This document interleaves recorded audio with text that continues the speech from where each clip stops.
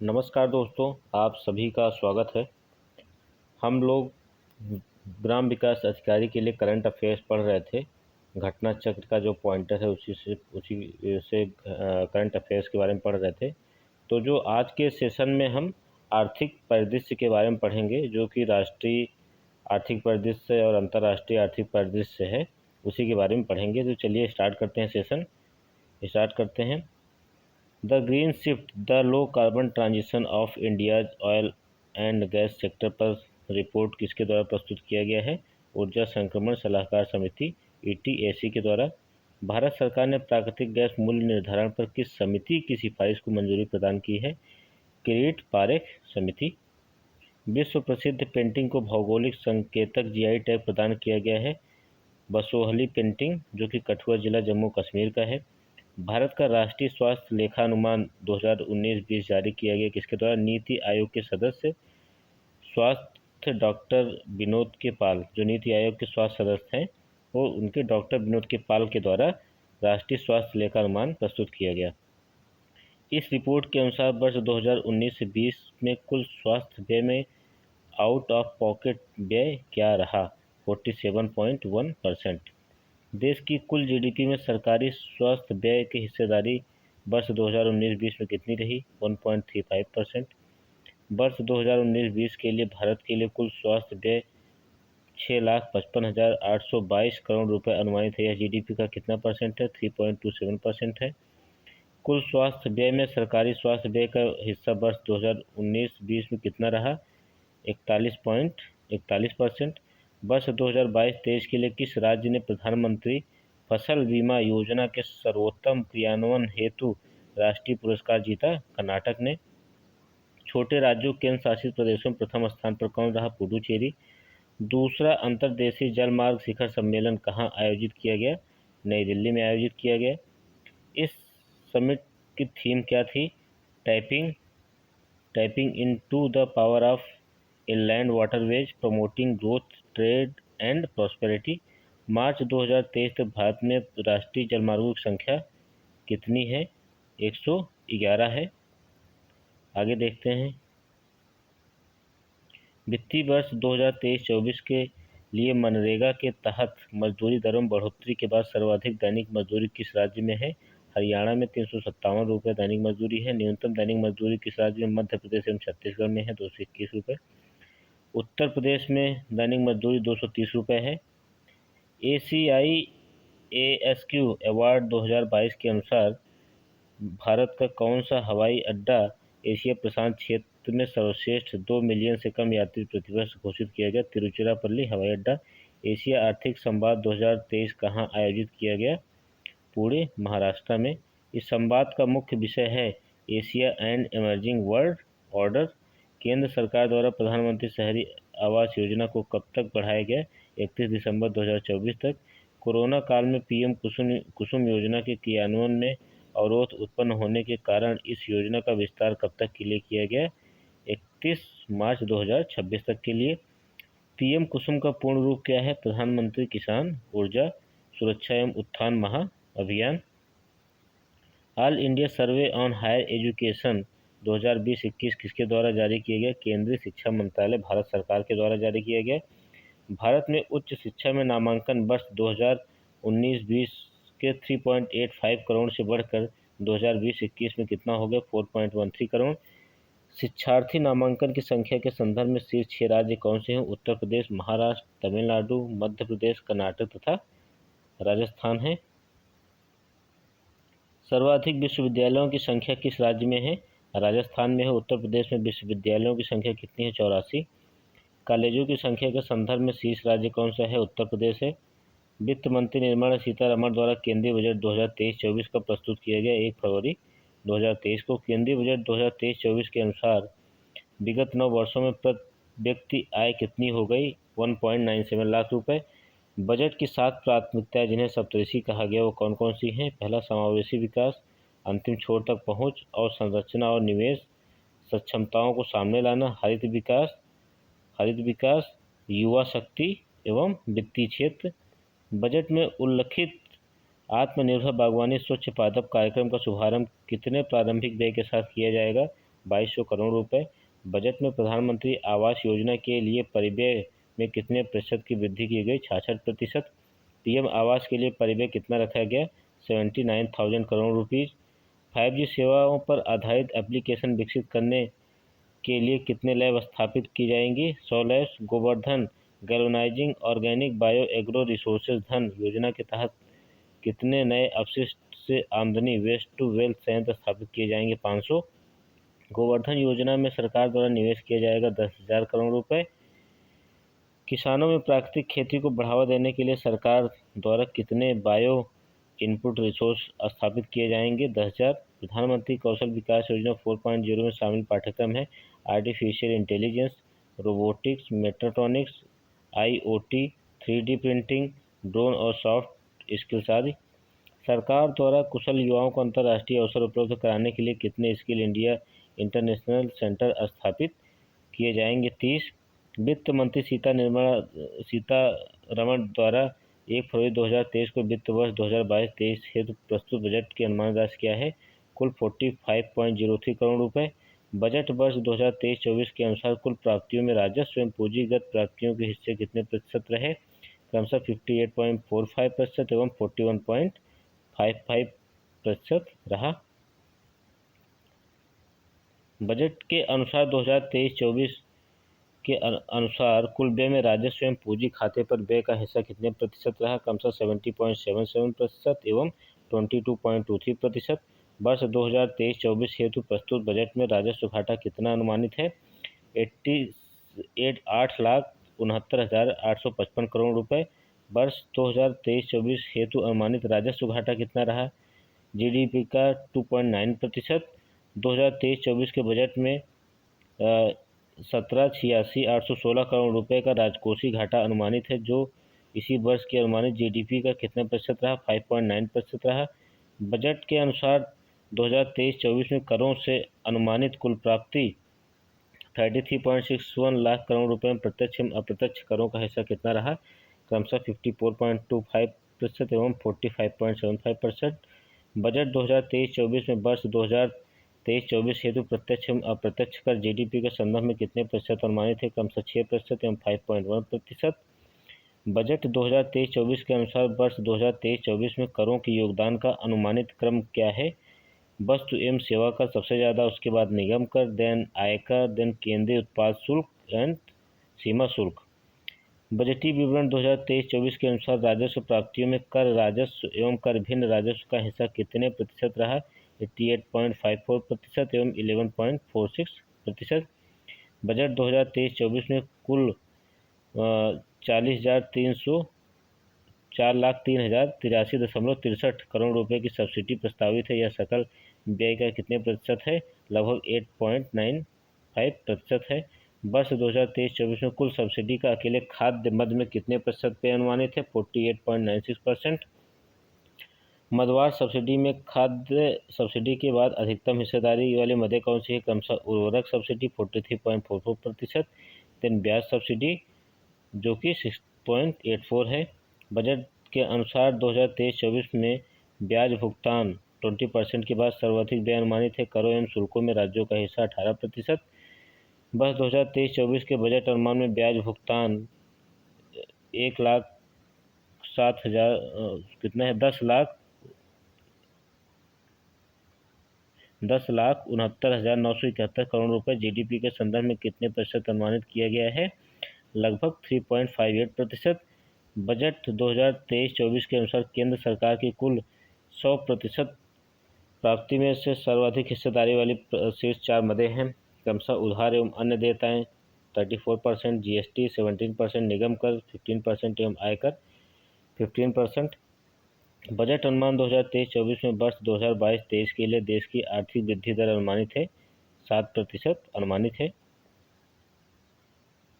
ग्रामीण क्षेत्रों में एग्री स्टार्टअप शुरू करने के लिए युवा उद्यमियों हेतु स्थापित निधि का नाम क्या है? कृषि वर्धक निधि। भारत को श्री अन्न का वैश्विक केंद्र बनाने के लिए किस संस्थान को उत्कृष्टता केंद्र के रूप में विकसित किया जाएगा? भारतीय कदन्न या मिलेट अनुसंधान संस्थान हैदराबाद। श्री अन्न से तात्पर्य है कदन्न मोटे अनाज से।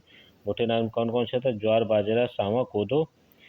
बजट में पीएम प्रणाम योजना संबंधित है। वैकल्पिक उर्वरकों के उपयोग को बढ़ावा देने के एवं रासायनिक उर्वरकों के संतुलित उपयोग से तटीय क्षेत्रों एवं लवण भूमि पर जहां व्यवहार्य हो मैंग्रोव पौधारोपण के लिए प्रारंभ की गई योजना का नाम क्या है? मिस्टी योजना है। मिस्टी का फुल फॉर्म है mangrove initiative for shoreline habitats and tangible incomes.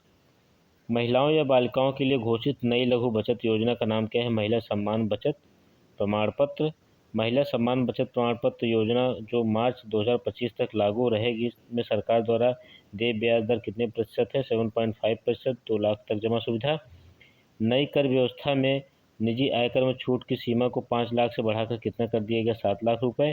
केंद्रीय बजट में उल्लिखित राष्ट्रीय वित्तीय सूचना रजिस्ट्री कार्य करेगा। वित्तीय और सहायक सूचनाओं के केंद्रीय कोष के रूप में कार्य करेगा। पीएम मत्स्य संपदा योजना की नई उपयोजना जारी करने के लिए कितनी राशि का निवेश लक्षित है? 6,000 करोड़ रुपए। ब्लॉक स्तर पर स्वास्थ्य, पोषण, शिक्षा, कृषि, जल संसाधन, वित्तीय समावेशन, कौशल विकास एवं आधारभूत और संरचना विकास के लिए प्रारंभ किए गए आकांक्षी प्रखंड कार्यक्रम में कितने प्रखंडों को शामिल किया गया? 500 प्रखंड। विशेष रूप से जनजातियों के लिए विकास कार्य योजना के तहत अगले 3 वर्षों में प्रधानमंत्री पीवीटीजी विकास मिशन को लागू करने के लिए कितनी राशि का प्रावधान किया गया है? 15,000 करोड़ रुपए का प्रावधान किया गया है। बच्चों तथा किशोरों हेतु अलग अलग इलाकों, भाषाओं तथा विषयों तथा स्तरों से गुणवत्तापूर्ण पुस्तकें उपलब्ध कराने हेतु स्थापित किया जाएगा राष्ट्रीय डिजिटल पुस्तकालय। 1 लाख पुरातन अभिलेख के डिजिटलीकरण के लिए किसकी स्थापना की जाएगी? भारत श्री की स्थापना की जाएगी। मिशन कर्मयोगी के तहत सरकारी कर्मचारियों के लिए कौशल उन्नयन के लिए प्रारंभ ऑनलाइन प्रशिक्षण मंच का नाम क्या है? आई गॉट कर्मयोगी। क्या नाम है? I got Karmayogi. एमएसएमई क्षेत्र के लिए ऋण गारंटी योजना में 9,000 करोड़ रुपए जोड़कर योजना को नवीनीकृत किया गया। यह नवीनीकृत योजना का प्रारंभ हुई 1 अप्रैल 2023 से। बजट अनुमान 2023-24 में केंद्र सरकार के मंत्रालयों में रक्षा मंत्रालय हेतु कितनी राशि आवंटित हुई? 5.94 लाख करोड़ रुपए। बजट अनुमान में सड़क परिवहन एवं राजमार्ग मंत्रालय को कितना राशि दिया गया? 2.7 लाख करोड़ रुपए। रेल मंत्रालय को कितना दिया गया? 2.41 लाख करोड़ रुपए। पूर्वोत्तर क्षेत्र विशेष और संरचना विकास हेतु बजट कितना आवंटित किया गया? 2491 करोड़ रुपए। बजट अनुमान 2023-24 में जल जीवन मिशन को कितना दिया गया? 70,000 करोड़ रुपए। आर्थिक सर्वेक्षण 2022-23 कब जारी किया गया? 31 जनवरी 2023 को जारी किया गया।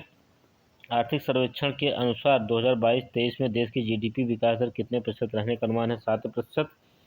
वित्त वर्ष 2023-24 के लिए अर्थव्यवस्था की विकास दर कितनी रहने की उम्मीद है? 6 से 6.8%। आर्थिक सर्वेक्षण 2022-23 में वर्ष 2022-23 में राजकोषीय घाटा जीडीपी का कितने प्रतिशत रहने का अनुमान व्यक्त किया गया? 6.4%। राष्ट्रीय विनिर्माण नवाचार सर्वेक्षण 2021-22 के अनुसार भारतीय विनिर्माण नवाचारी सूचकांक में समग्र रूप से सर्वाधिक नवाचारी राज्य कौन है? कर्नाटक। समग्र रूप से दूसरे, तीसरे एवं चौथे स्थान पर कौन से राज्य केंद्र शासित प्रदेश हैं? दादरा और नगर हवेली एवं दमन और दीव, तेलंगाना एवं तमिलनाडु। नवोन्मेषी फर्मों की हिस्सेदारी किस राज्य में सर्वाधिक है? तेलंगाना में है। इस सूची में उत्तर प्रदेश को कौन सा स्थान प्राप्त है? 14वां स्थान प्राप्त है। 6 से 8 फरवरी 2023 के मध्य भारत ऊर्जा सप्ताह 2023 का आयोजन किया गया बेंगलुरु, कर्नाटक में।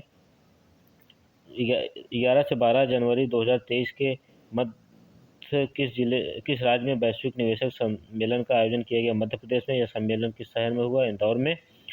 वैश्विक निवेशक शिखर सम्मेलन की थीम क्या है? मध्य प्रदेश भविष्य के लिए तैयार राज्य। केंद्र सरकार द्वारा प्रारंभ की गई नई एकीकृत खाद्य सुरक्षा योजना का नाम क्या है? प्रधानमंत्री गरीब कल्याण अन्न योजना PMGKY। इस नई योजना को किस तिथि से प्रारंभ किया गया है? 1 जनवरी 2023 से। इस नई एकीकृत खाद्य सुरक्षा योजना में किन 2 योजनाओं का विलय किया गया है? अंत्योदय अन्न योजना तथा प्राथमिक घरेलू योजना। 7 जनवरी 2023 को वाटन इंडिया इकोनॉमिक फोरम का आयोजन कहाँ किया गया? मुंबई, भारत में। इस सम्मेलन में इसकी थीम क्या है? India leading innovation in the age of uncertainty. Prajwala challenge Bharat सरकार के किस मंत्रालय द्वारा लॉन्च किया गया है? ग्रामीण विकास मंत्रालय द्वारा। प्रज्वला चैलेंज का उद्देश्य क्या है? ग्रामीण अर्थव्यवस्था को बदलने वाले विचारों, समाधानों और कार्यों को आमंत्रित करना। सिटी फाइनेंस रैंकिंग 2022 और सिटी ब्यूटी कंपटीशन किस मंत्रालय की पहल है? आवासन एवं शहरी कार्य मंत्रालय, भारत सरकार। प्रतिष्ठित गृह अनुकरणीय प्रदर्शन पुरस्कार 2022 किसने जीता? भारतीय विशिष्ट पहचान प्राधिकरण UIDAI मुख्यालय ने। UIDAI का मुख्यालय कहाँ है? नई दिल्ली में है। प्रतिष्ठित गृह अनुकरणीय प्रदर्शन पुरस्कार है राष्ट्रीय स्तर का शीर्ष ग्रीन बिल्डिंग पुरस्कार। गृह का पूरा नाम क्या है? Green rating for integrated habitat assessment. देश का सबसे बड़ा व्यावसायिक जेट टर्मिनल किस हवाई अड्डे पर प्रारंभ किया गया? कोच्चि अंतर्राष्ट्रीय हवाई अड्डा। केंद्र सरकार द्वारा B20 इंडिया का अध्यक्ष किसे नियुक्त किया गया? एन चंद्रशेखरन, टाटा सन्स के चेयरमैन। B20 क्या है? अंतर्राष्ट्रीय स्तर पर नीति निर्माताओं एवं कारोबारी समुदायों आदि के लिए G20 का आधिकारिक चर्चा मंच। India inequality report 2022 digital divide किसने जारी किया? Oxfam India. 9वें विश्व आयुर्वेद कांग्रेस और आरोग्य एक्सपो 2022 का उद्घाटन कहाँ किया गया? पणजी, गोवा में।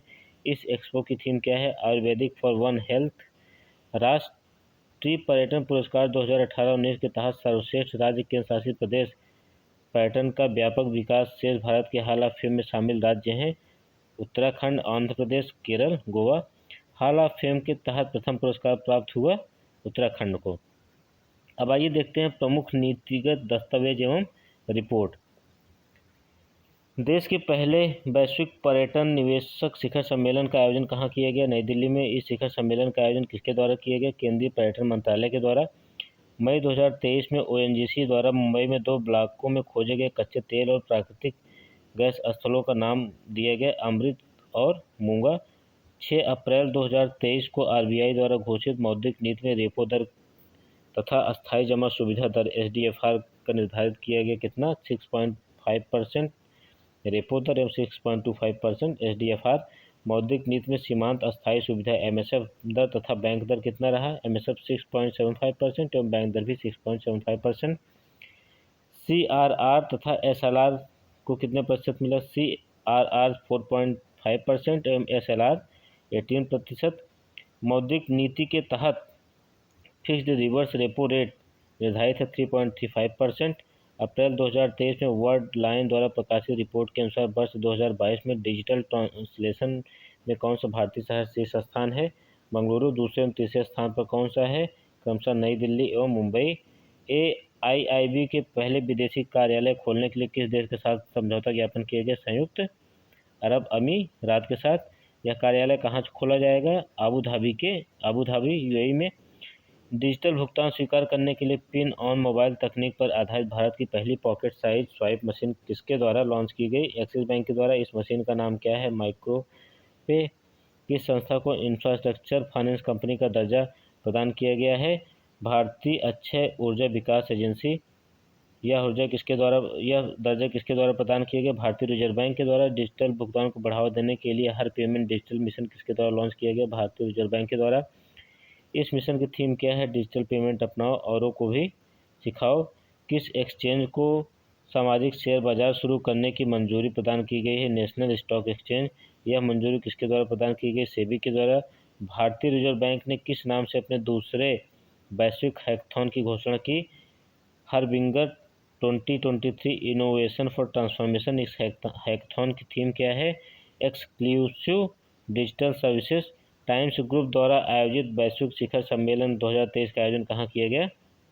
नई दिल्ली में किया गया। इस शिखर सम्मेलन की थीम क्या है? लचीलापन, प्रभाव, प्रभुत्व, resilience, influence and dominance. Cross border UPI भुगतान सेवा शुरू करने वाला भारत का पहला फिनटेक ऐप कौन सा है? फोनपे। देश में ग्रीन पब्लिक बॉन्ड जारी करने वाला पहला नगर निगम इंदौर नगर निगम।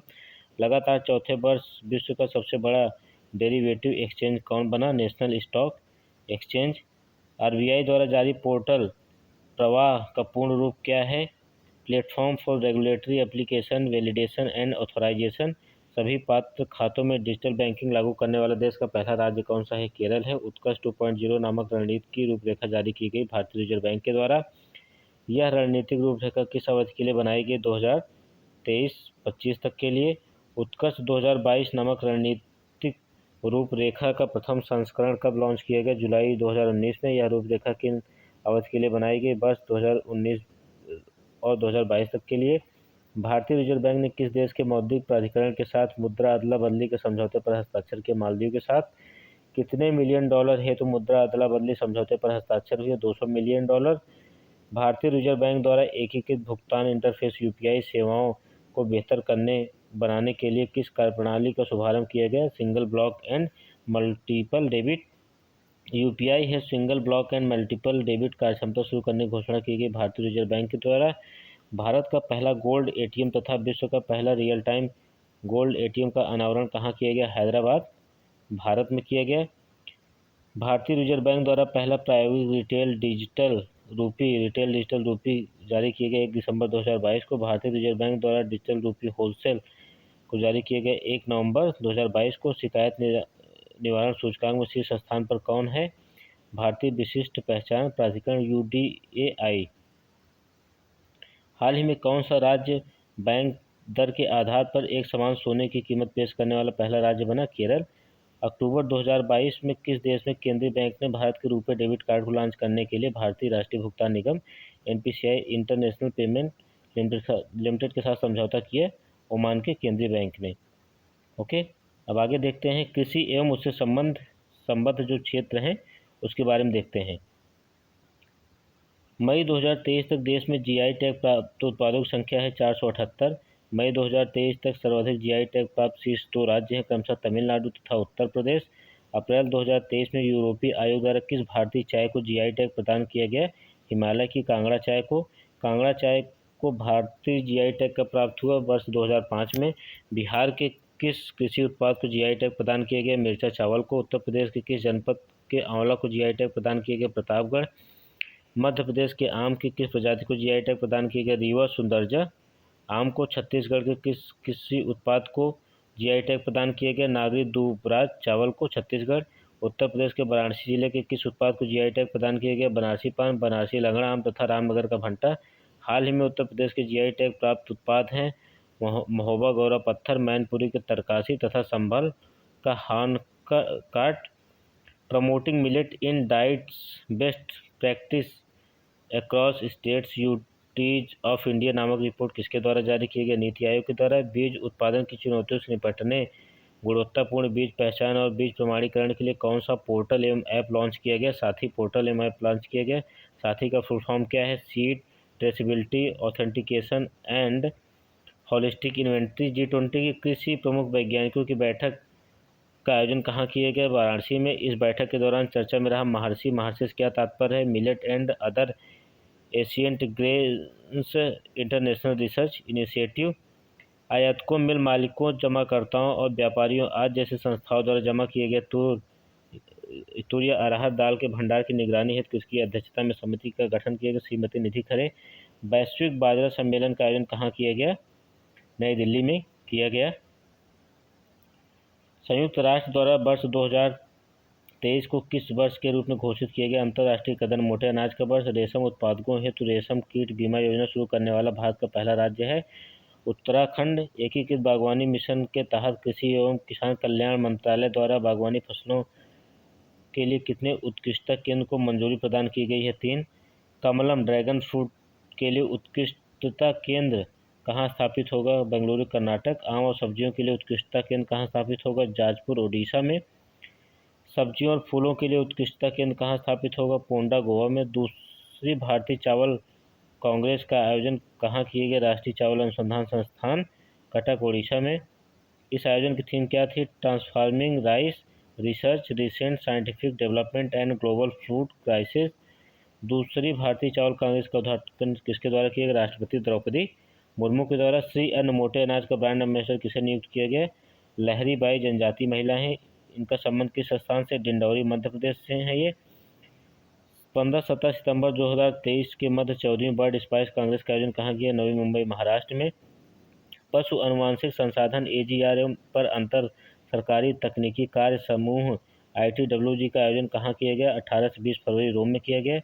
ITWG के 12वें सत्र में किस देश को उपाध्यक्ष के रूप में चुना गया? भारत को। जनवरी 2023 में मध्य पूर्वोत्तर कृषि कुंभ 2023 का आयोजन कहाँ किया गया? उमियम, मेघालय में। प्रधानमंत्री कृषि सम्मेलन 2022 का आयोजन कहाँ किया गया? भारतीय कृषि अनुसंधान संस्थान, नई दिल्ली में। कृषिथॉन 2022 के 15वें संस्करण का आयोजन कहाँ किया? नासिक, महाराष्ट्र में। कृषिथॉन का आयोजन कब किया गया? 24-28 नवंबर के मध्य। भारत की पहली निजी कृषि मंडी कहाँ स्थापित की गई? डिंडोरी, नासिक, महाराष्ट्र में। अब उद्योग क्षेत्र से देख लेते हैं क्या चीज़ें हैं। भारत के पहले अंतर्राष्ट्रीय मल्टी मॉडल लॉजिस्टिक पार्क का निर्माण कहाँ किया जा रहा है? जोगी घोपा, असम में। किस केंद्रीय सार्वजनिक क्षेत्र उद्यम को नवरत्न का दर्जा प्रदान किया? रेल विकास निगम लिमिटेड को। पूर्व में रेल विकास निगम लिमिटेड को कौन सा दर्जा प्रदान किया गया था? मिनी रत्न श्रेणी 1 का। इंडिया स्टील 2023 का आयोजन कहाँ किया गया? मुंबई, महाराष्ट्र में। किस कंपनी को मिनी रत्न श्रेणी 1 का दर्जा प्रदान किया गया? Solar energy corporation of India limited को। कृषि ड्रोन निर्माण हेतु एग्री ड्रोन सब्सिडी प्राप्त करने वाली पहली कंपनी कौन बनी? गरुड़ एरोस्पेस। इलेक्ट्रॉनिक्स एवं सूचना प्रौद्योगिकी मंत्रालय भारत सरकार द्वारा भारत को प्रोडक्ट डेवलपर मैन्युफैक्चरिंग नेशन बनाने हेतु कितने सदस्यीय टास्क फोर्स का गठन किया गया? 9 सदस्यीय टास्क फोर्स का गठन किया गया। इस टास्क फोर्स का अध्यक्ष किसे नामित किया गया? भुवनेश कुमार को। इंडिया सॉफ्ट 2024 का आयोजन किया जाएगा 17 से 19 जनवरी 2024 के मध्य। इंडिया सॉफ्ट 2023 का आयोजन कहाँ किया गया? प्रगति मैदान, नई दिल्ली। इंडिया सॉफ्ट 2023 की थीम क्या है? Business beyond boundaries. भारत सरकार ने वस्त्र उद्योग के लिए कितने पीएम मित्र पार्क स्थापित करने की घोषणा की है? 7। इन पार्कों को कहाँ कहाँ स्थापित किया जाएगा? तेलंगाना, तमिलनाडु, गुजरात, कर्नाटक, मध्य प्रदेश, उत्तर प्रदेश तथा महाराष्ट्र में। अंतर्राष्ट्रीय एसएमई कन्वेंशन 2023 का आयोजन कहाँ किया गया? नई दिल्ली में। इस सम्मेलन में कौन सा राज्य प्रमुख भागीदार के रूप में शामिल हुआ? मध्य प्रदेश। इसमें सहयोगी भागीदार के रूप में शामिल हुआ उत्तर प्रदेश। 8 फरवरी 2023 को नेशनल एमएसएमई कॉन्क्लेव 2023 का आयोजन किया गया नई दिल्ली में। 25 से 26 मार्च 2023 के मध्य इंटरनेशनल एमएसएमई बिजनेस कॉन्क्लेव 2023 का आयोजन किया गया लखनऊ, उत्तर प्रदेश में। भारत ने 4 राज्यों में हरित राष्ट्रीय राजमार्ग गलियारा परियोजना के निर्माण के लिए किस संस्था के साथ एक दिन समझौते पर हस्ताक्षर किया? विश्व बैंक के साथ। जिन 4 राज्यों से परियोजना जुड़ेगी वे 4 राज्य कौन कौन से हैं? Himachal Pradesh, Rajasthan, Uttar Pradesh, Andhra Pradesh. MSME champions scheme के तहत वैश्विक प्रतिस्पर्धात्मक हेतु कौन सी योजना का शुभारंभ किया गया? एमएसएमई प्रतिस्पर्धी योजना। कौन सा देश पहली बार भारत को पीछे छोड़कर विश्व का छठा सबसे बड़ा इक्विटी बाजार बना? यूके। भारतीय रेल ने किस राज्य में संपूर्ण ब्रॉड गेज नेटवर्क की विद्युतीकरण का लक्ष्य प्राप्त किया है? हरियाणा में। S&P प्लेट्स द्वारा जारी S&P global commodity insight top 250 global energy company ranking 2022 में किस कंपनी को शीर्ष स्थान मिला? सऊदी अरेबियन ऑयल कंपनी को। इस सूची में भारत की किस कंपनी को शीर्ष स्थान प्रदान किए गए? ONGC लिमिटेड को 14वां स्थान मिला है। इस सूची में रिलायंस इंडस्ट्रीज को कौन सा स्थान मिला है? 22वां स्थान मिला है। इस सूची में इंडियन ऑयल कॉर्पोरेशन लिमिटेड को कौन सा स्थान मिला? 25वां। इस सूची में भारत की किस कंपनी को स्वतंत्र विद्युत उत्पादकों और ऊर्जा व्यापारियों के रूप में शीर्ष स्थान प्रदान किया गया? NTPC को। उत्तर प्रदेश वैश्विक निवेशक शिखर सम्मेलन 2023 का आयोजन किस शहर में किया गया? लखनऊ में किया गया। आगे देखते हैं क्या है। इस वैश्विक निवेशक शिखर सम्मेलन का उद्घाटन किसके द्वारा किया गया? प्रधानमंत्री मोदी जी के द्वारा। सम्मेलन में सर्वाधिक निवेश किस क्षेत्र में प्राप्त हुआ? नवीकरणीय ऊर्जा क्षेत्र में 4.47 लाख करोड़ रुपए का। इस निवेश सम्मेलन में सर्वाधिक निवेश उत्तर प्रदेश के किस क्षेत्र को प्राप्त हुआ? पश्चिमांचल, पश्चिमी उत्तर प्रदेश को। कुल निवेशकों का 45%। केरल का पहला जिला जिसने 10,000 नए सूक्ष्म लघु एवं मध्यम उद्योग पंजीकृत कराए, एर्नाकुलम। इंडिया मेडटेक एक्सपो 2023 का आयोजन कब किया जाएगा? 18-20 अगस्त 2023 को। आयोजन कहाँ किया जाएगा? गांधीनगर, गुजरात में। कल्याणी समूह द्वारा निर्मित भारत के पहले ग्रीन स्टील ब्रांड का नाम क्या है, जिसका शुभारंभ इस्पात मंत्री ज्योतिरादित्य सिंधिया ने किया? कल्याणी फेरेस्टा ने किया। ये छोड़ देते हैं, हम केवल जनवरी से लेके मई तक का पढ़ेंगे। अब देखते हैं अंतर्राष्ट्रीय घटनाक्रम के बारे में। देखते हैं क्या है। रत्न एवं आभूषण निर्यात संवर्धन परिषद द्वारा इंडिया ज्वेलरी एक्सपोजिशन सेंटर कहाँ शुरू किया गया? दुबई में। किस महारत्न कंपनी को ग्लोबल गोल्ड पुरस्कार से सम्मानित किया गया? PGCIL power grid corporation of India limited को। PGCIL को यह पुरस्कार क्यों प्रदान किया गया?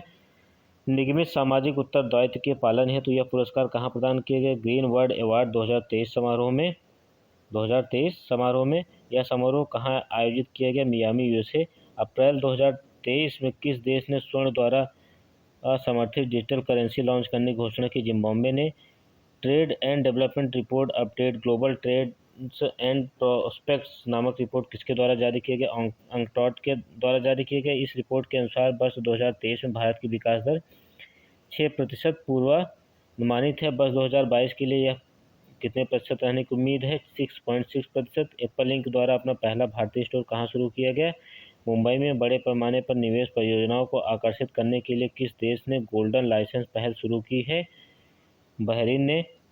लगातार 7वें वर्ष सूचना प्रौद्योगिकी सेवाओं के लिए Everest 2023 peak matrix service provider of the year award से प्रथम स्थान किसने प्राप्त किया? एक्सेंचर ने।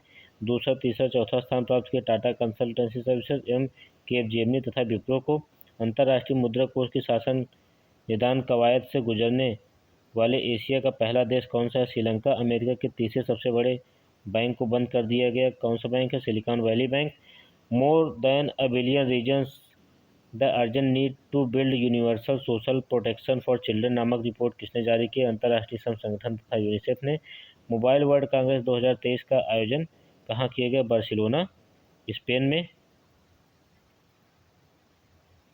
इस कांग्रेस में भारत को गवर्नमेंट लीडरशिप पुरस्कार 2023 किस संस्थान द्वारा प्रदान किया गया? GSM एसोसिएशन के द्वारा। 26 से 29 फरवरी 2024 के मध्य मोबाइल वर्ल्ड कांग्रेस का आयोजन कहाँ किया गया? बार्सिलोना में। टेलीकॉम्स 150 2023 नामक रिपोर्ट किसके द्वारा जारी की गई? ब्रांड फाइनेंस के द्वारा जारी की गई। विश्व का सबसे मजबूत टेलीकॉम ब्रांड कौन सा है? Swisscom, Switzerland. इस सूची में विश्व का सबसे मजबूत ब्रांड कौन सा है? रिलायंस जियो। फरवरी 2023 में trends in maternal mortality 20,000 to 2020 report जारी की गई विश्व स्वास्थ्य संगठन WHO द्वारा। वर्ष 2020 में लगभग कितनी महिलाओं को मृत्यु प्रसव के दौरान हुई? 2,87,000, लगभग 800 महिलाएं प्रतिदिन। वर्ष 2020 में किस देश में सर्वाधिक मातृ मृत्यु दर रहा? पहले स्थान पर नाइजीरिया, दूसरे स्थान पर भारत। 2020 में भारत में कितनी महिलाओं की मृत्यु प्रसव के दौरान हुई? 24,000। वर्ष 2000 से 2020 के दौरान वैश्विक मृत्यु मातृ दर में कितने प्रतिशत गिरावट दर्ज की गई? 34.3% की। वर्ष 2000 से 2020 के दौरान मातृ मृत्यु दर में सर्वाधिक गिरावट किस देश में दर्ज हुई? बेलारूस में।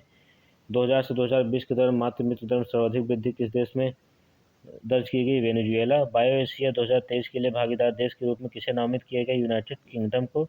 बायो एशिया क्या है? तेलंगाना सरकार के स्वास्थ्य सेवा और जीव विज्ञान कार्यक्रम की वार्षिक श्रृंखला। बायो एशिया 2023 का आयोजन तिथि इतने से रहा। आयोजन स्थल Hyderabad, Telangana. Theme advancing for one shaping the next generation of humanoid health care. 16 से 20 जनवरी 2023 के मध्य विश्व आर्थिक मंच की वार्षिक बैठक कहाँ आयोजित हुई? दावोस, स्विट्जरलैंड में। इसकी थीम क्या थी? Cooperation in the fragmented world. आगे देखते हैं जनवरी 2023 को world employment and social outlook trend 2023 नामक रिपोर्ट किसने जारी की? अंतर्राष्ट्रीय श्रम संगठन ILO ने। 2023 तक वैश्विक स्तर पर बेरोजगारों की संख्या कितनी अनुमानित है? 208.2 मिलियन। वर्ष 2023 में वैश्विक बेरोजगारी दर कितना प्रतिशत? 5.8%। इस रिपोर्ट में भारत को किस श्रेणी में रखा गया? निम्न मध्यम आय देश में। जनवरी 2023 में working time and work life balance around the world report किसके द्वारा जारी किया गया? ILO अंतर्राष्ट्रीय श्रम संगठन के द्वारा। किस यूरोपीय देश ने यूरो को अपनी मुद्रा के रूप में स्वीकार किया है?